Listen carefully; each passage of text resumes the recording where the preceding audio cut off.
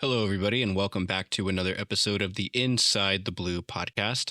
So, today the Dodgers have an off day, which means that we are going to be doing an episode today. This one's going to be about the Blue Jays series, obviously. The Dodgers ended up winning this series 2 games out of 3. They didn't get the sweep.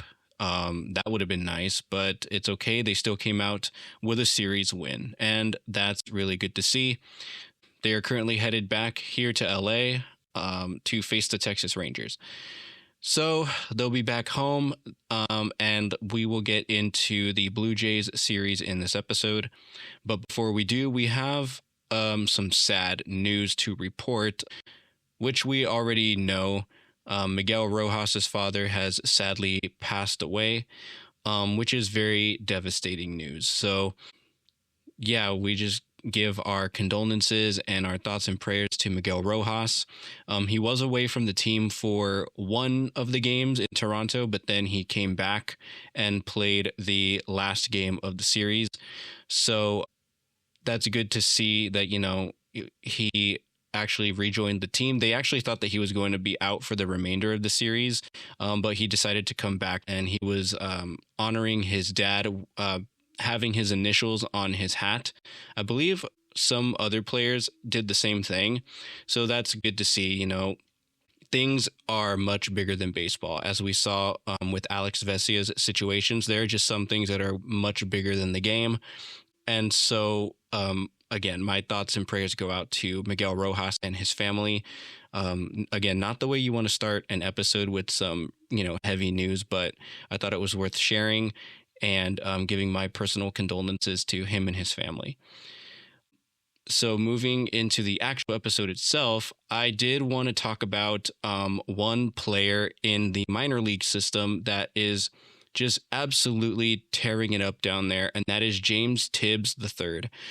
So the Dodgers acquired James Tibbs III last season from the Boston Red Sox.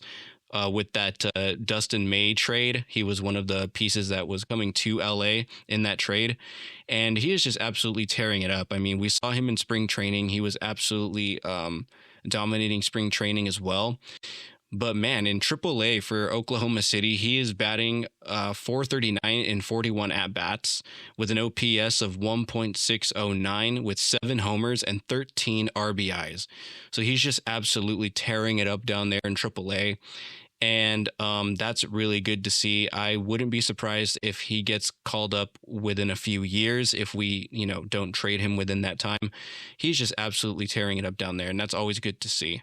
And one other kind of interesting thing that I've been seeing, online, during one of the games, I believe it was during the last game of the series, game 3 of the Blue Jays series, George Springer took some sort of exception to Ohtani getting extra time to warm up between innings.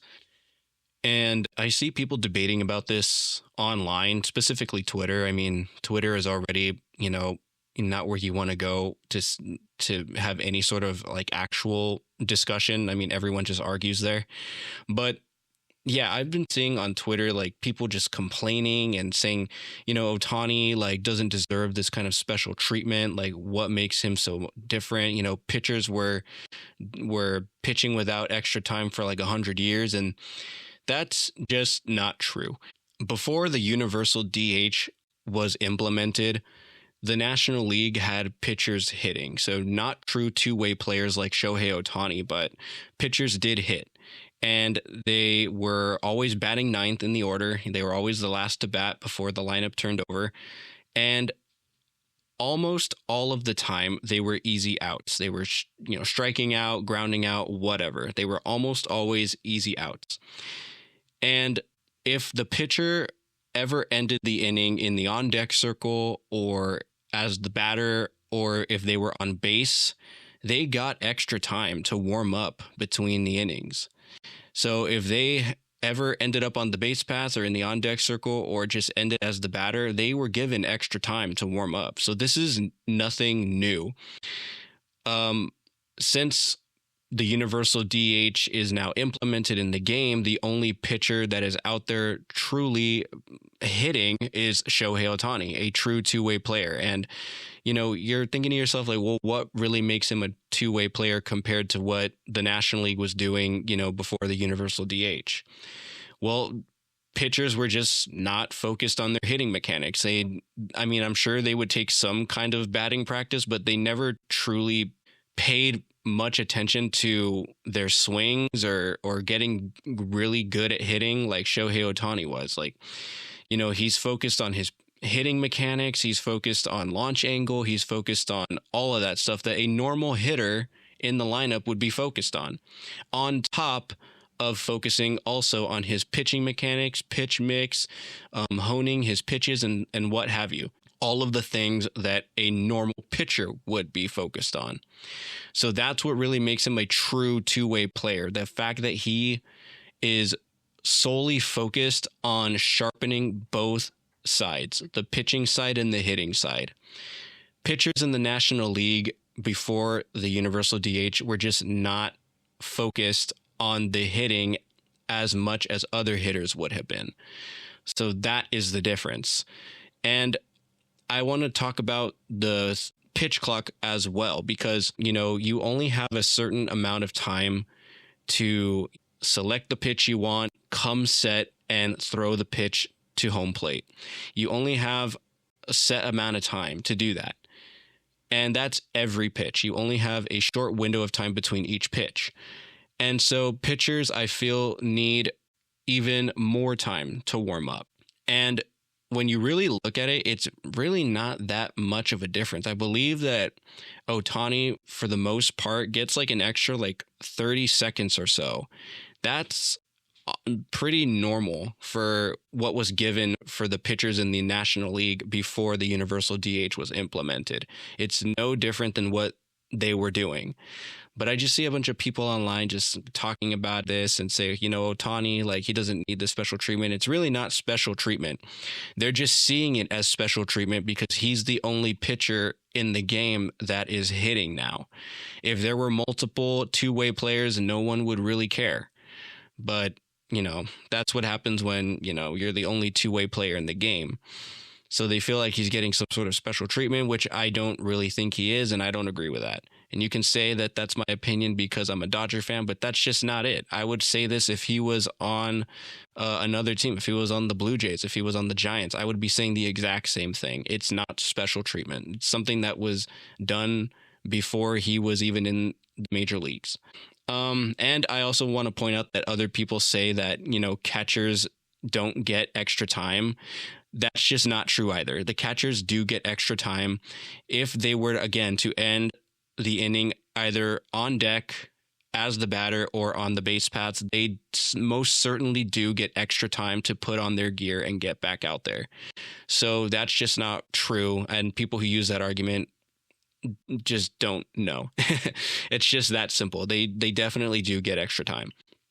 So that's kind of my opinion on the matter. That's all I really wanted to say. I think it's kind of stupid that people are complaining about this. It's really not a huge deal. And it's honestly, when you really look at it, he doesn't get that much extra time. It's not like they're giving him a full minute or 2 minutes to warm up. It's a literal extra 30 seconds or so.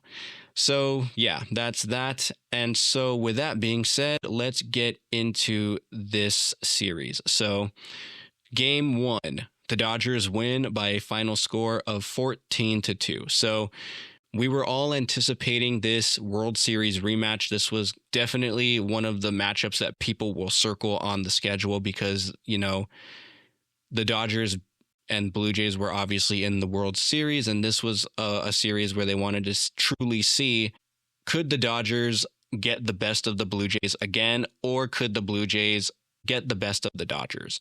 That was what this series was about. Just a little fun series in the season. And in game 1, the Dodgers won 14-2. So it seemed that, the Blue Jays struggles were continuing. The starting pitcher of note was Justin Robleski. He goes 5 innings, giving up only 1 run on 2 hits, walking 4 and striking out 2, and gets the win.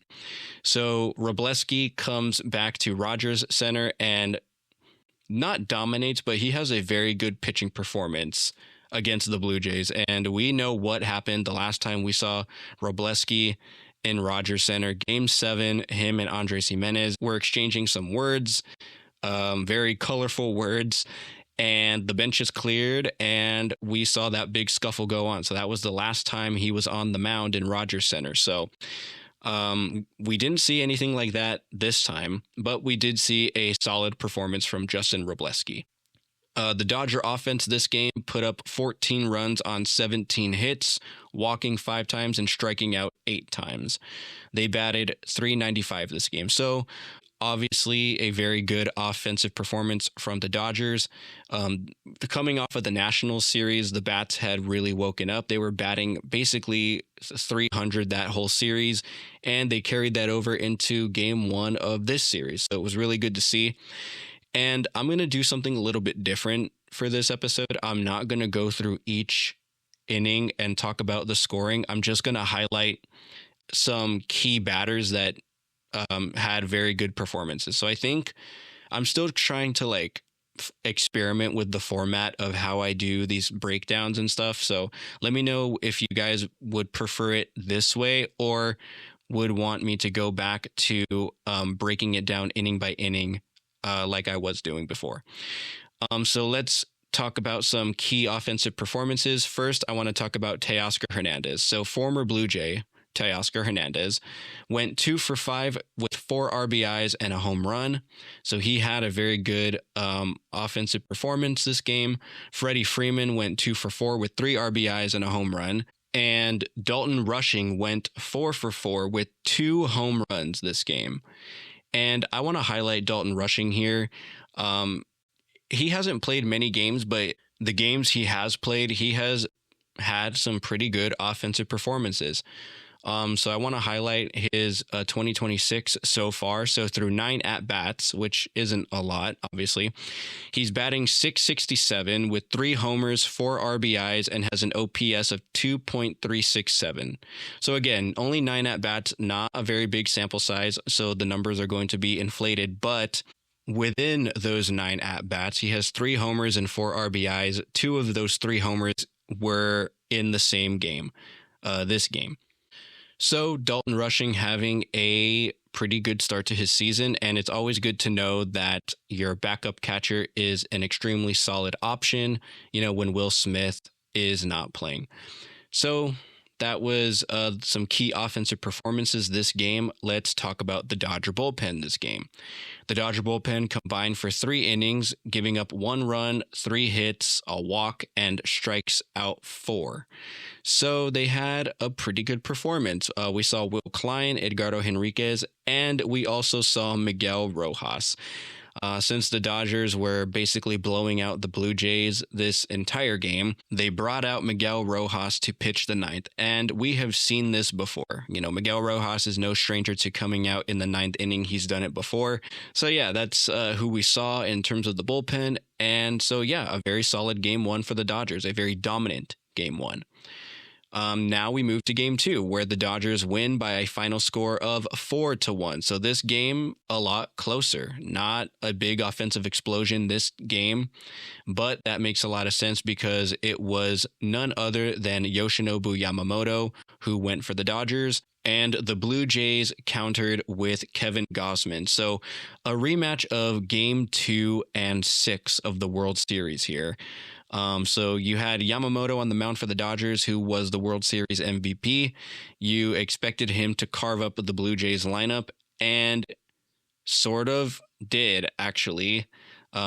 Not as dominant as he was in the World Series against them. He went 6 innings, giving up 1 run on 5 hits with a walk and strikes out 6, and he gets the win. So again, not as dominant. He gave up 5 hits, but he struck out 6. And he only walked 1 and only gave up 1 run. So, again, not as sharp as the World Series. You expected him to really carve up this Blue Jays lineup like he did during the World Series, but he did not. But he still had a very good game, and he got the win. So, Kevin Gausman on the other side, I want to talk about him for a second because before this series against the Dodgers, Kevin Gausman had an ERA of .75. That's extremely good. So he had an ERA of 0.75.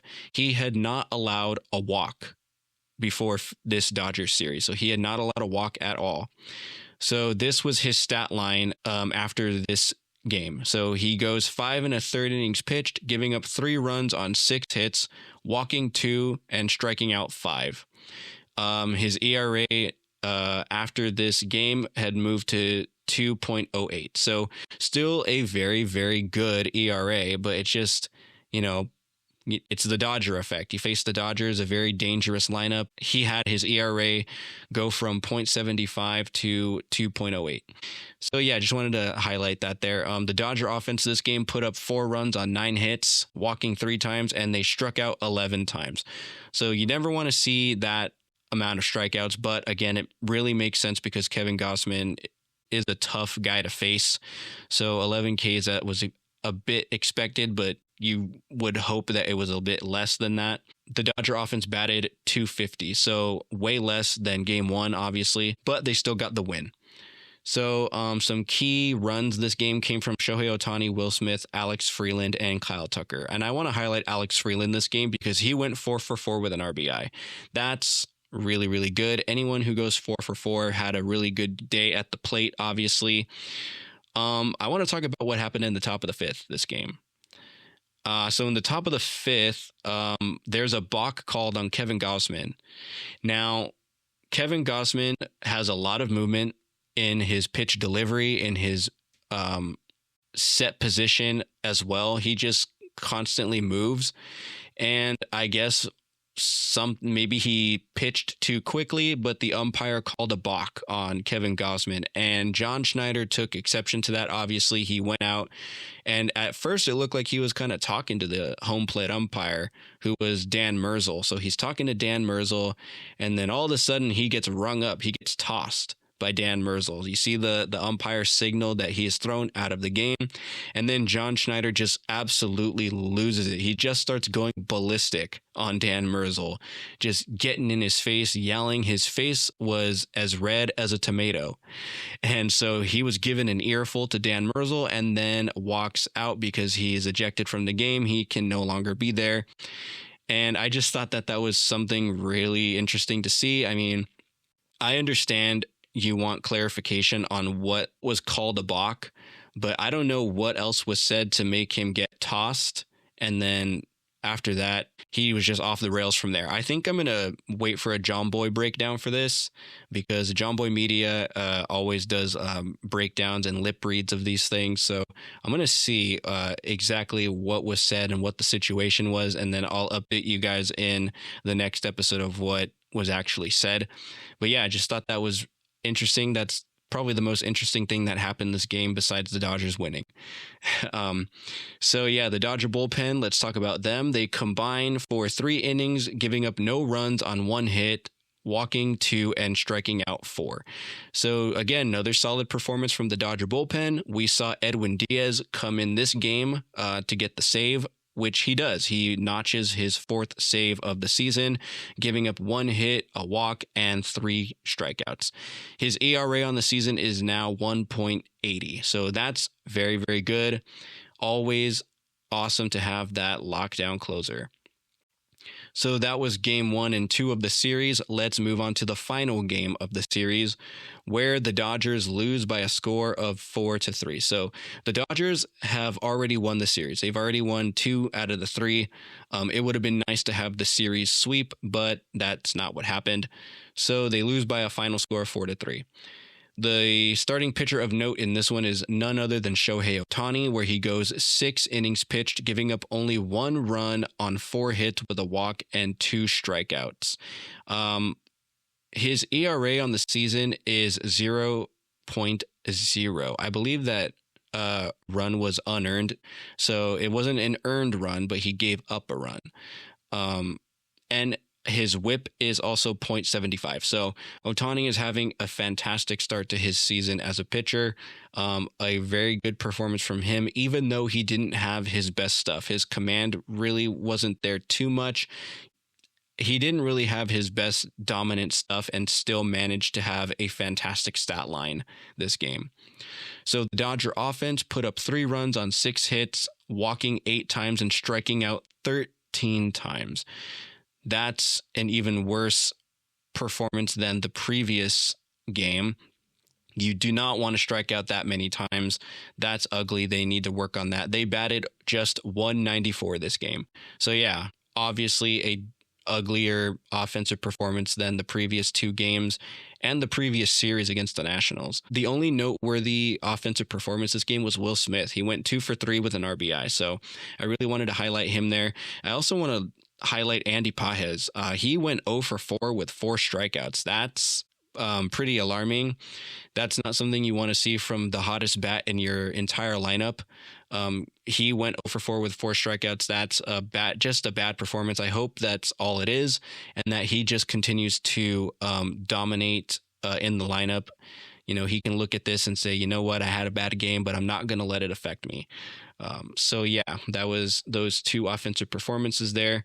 The Dodger bullpen combined for 2 innings, giving up 3 runs on 4 hits, walking 3 and striking out 1. So Jack Dreyer is the one that gave up the 2 runs, and Ben Kasparius also gave up a run. So a pretty ugly pretty ugly performance from the bullpen.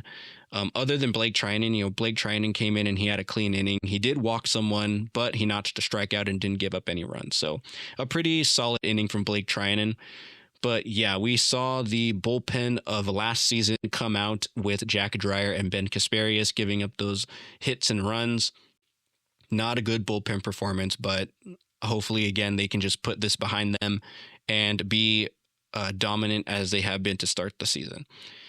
So that was the Blue Jays series. Some takeaways from this series: the Dodgers, again, they get the series win, but they had trouble at the plate in the final game. They just did not put up a good offensive performance in Game 3.